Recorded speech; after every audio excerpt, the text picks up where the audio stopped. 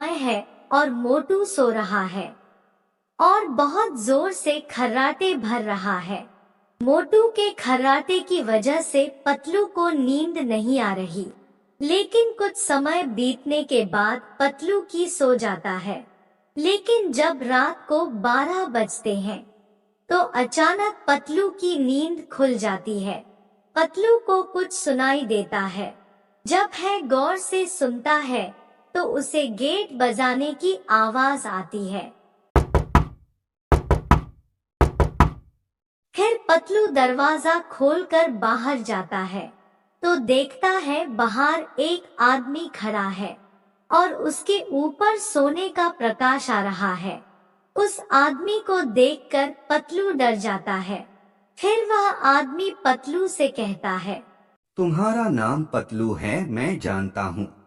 आज से ठीक 2 दिन बाद तुम्हारे दोस्त मोटू की मौत होने वाली है। तुम लोगों ने हमेशा दूसरों की मदद की है, किसी को परेशान नहीं किया और बड़ों का कहना माना है। तुम दोनों बहुत अच्छे आदमी हो, इसलिए मैं तुम्हें यह बताने आया हूँ। 2 दिन बाद मोटू की मौत हो जाएगी। यह सुनकर पतलू बहुत जोर से रोने लगता है। बाबा, मोटू के बिना मैं भी मर जाऊंगा। मोटू से मैं बहुत प्यार करता हूँ। मोटू मेरे बचपन का बहुत अच्छा दोस्त है। आप कोई उपाय बताइए, कोई तो उपाय होगा मोटू की जान बचाने का।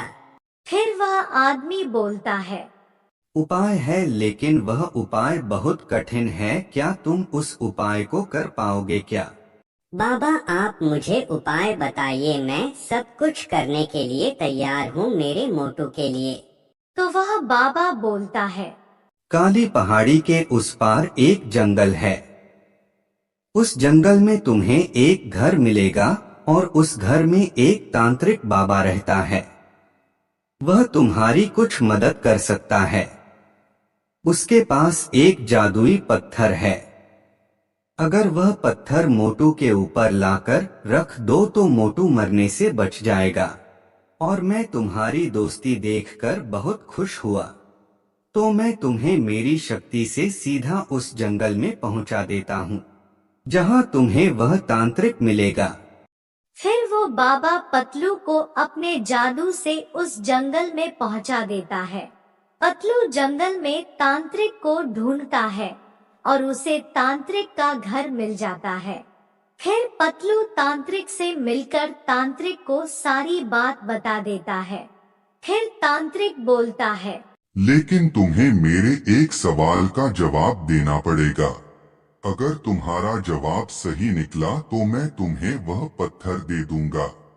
फिर पतलू बोलता है, मैं आपके सवाल का जवाब दूंगा, बस आप मेरे मोटू को बचा लीजिए कैसे भी करके। आप अपना सवाल पूछिए। ऐसा कौन सा जीव है जिसकी गर्दन काट देने पर वह कुछ हफ्तों तक जिंदा रहता है? फिर पतलू सोच में पड़ जाता है। थोड़ी देर सोचने के बाद पतलू को जवाब आ जाता है। फिर पतलू बोलता है, आपके सवाल का जवाब कॉकरोच है, क्योंकि कॉकरोच ही ऐसा जीव है जिसका सर काटने पर कुछ हफ्तों तक वही जिंदा रहता है। पतलू का यह जवाब बिल्कुल सही था। तांत्रिक पतलू से खुश होकर उसे वह पत्थर दे देता है। फिर पतलू मोटू के पास जाकर उसके ऊपर वह पत्थर रख देता है। इस तरह पतलू ने मोटू की जान बचा ली।